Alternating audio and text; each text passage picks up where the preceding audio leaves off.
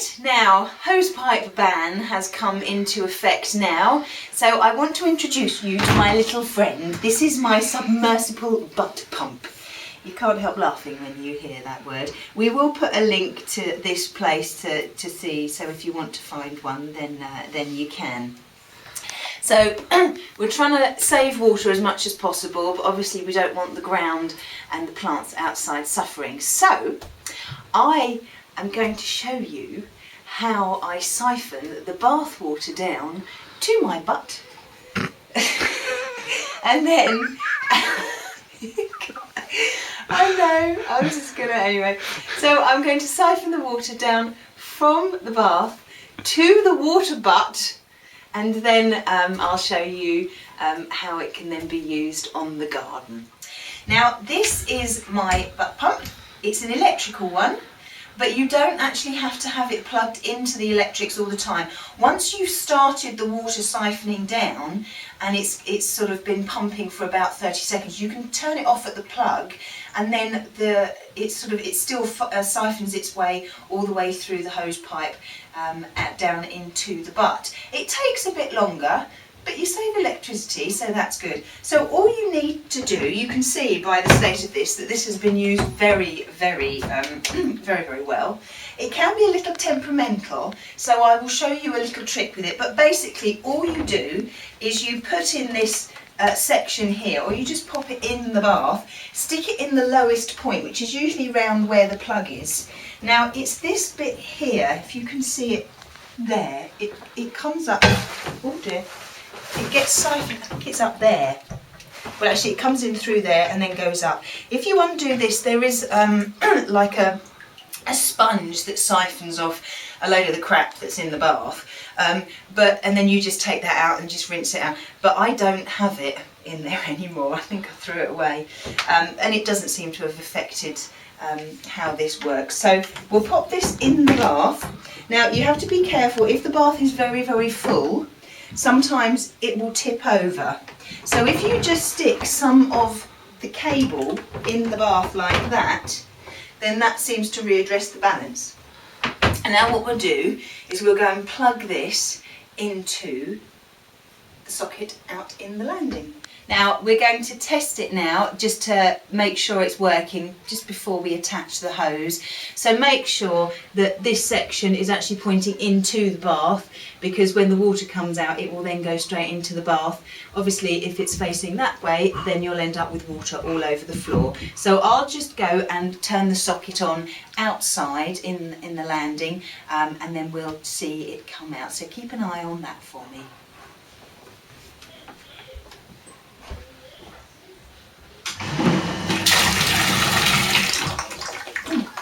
Right, now we know that's working.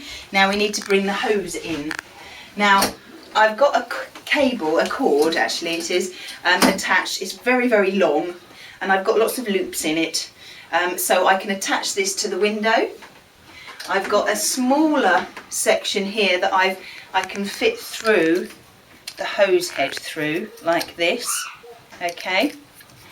So I can just dangle it outside the window and I don't have to bring it in very far. You need to make sure you have this type of connection on there. You can get them very, very easily, but this is the type of connection that goes on the end of the butt pump. So we'll bring the hose in. Now I usually attach it, I loop it over here around the radiator, and then all you need to do is push it into there, make sure it clicks, and then go and turn it on again, and then it will start to siphon it down.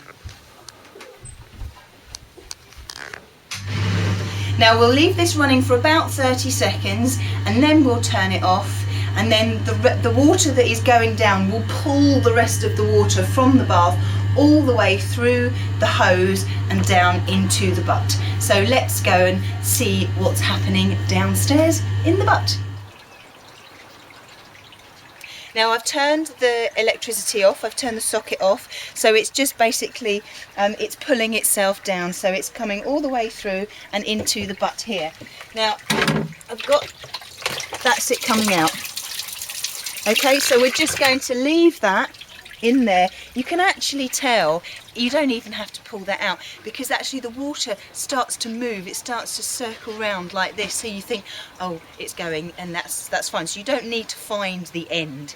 So we'll leave that, and all the water will siphon down. A full bath does tend to take about half an hour, so poodle off, go and do something, and then come back.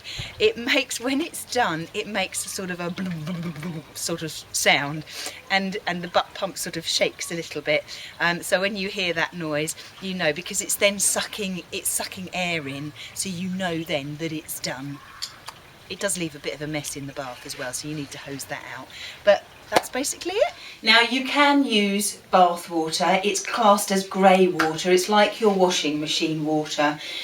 You can use that as well, because there are no major detergents in the bath water or in your washing machine water.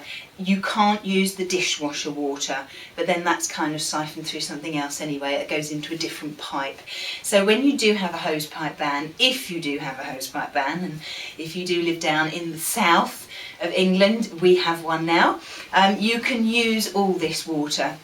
I've done this for years and it hasn't made any difference to them. None of the plants have died, they've all grown beautifully, because all you've got in the bath is stuff that you're going to use on your skin, so it's not going to be harmful. You know, the shampoo's fine, the soap's fine, the bubble bath is fine. Anything that you put in there is no problem with that going on your vegetables, your flowers, your your fruit, anything out in the garden.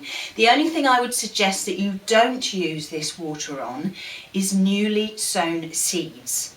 Newly sown seeds need fresh water out of the tap because it's clean. Once the plants are established, however, then you can use this water. If you're lucky enough to have a pipe that goes outside and you're able to collect it from the outside, then you won't need a submersible butt pump, but we don't have one of those because ours is inside, so we can't do that. But take the outlet pipe of the washing machine out. If it gets to that situation where I will have to, then I will do it. You just have 2 buckets, you take the outlet pipe out, and then you have to time it from when you need to empty one, move the outlet pipe from one bucket to another. But I use that. It's warm when it goes on the garden, and you know, there's some bubbles, but it doesn't really matter. So it's not the be all and end all when there's a hose pipe ban. You just can't use your hose pipe from the tap to the plant. I will use a watering can to water the back garden from the but I will use the hose pipe from the submersible butt pump, which I will put in the water butt to then run the hose pipe through the house and water the front garden. You're allowed to do that because it's dirty water. It's not come straight from the tap. So just in case anybody says you're not allowed to use it, I am, and I've checked with the water company. So I hope you found that useful, and I look forward to seeing you soon. Bye bye.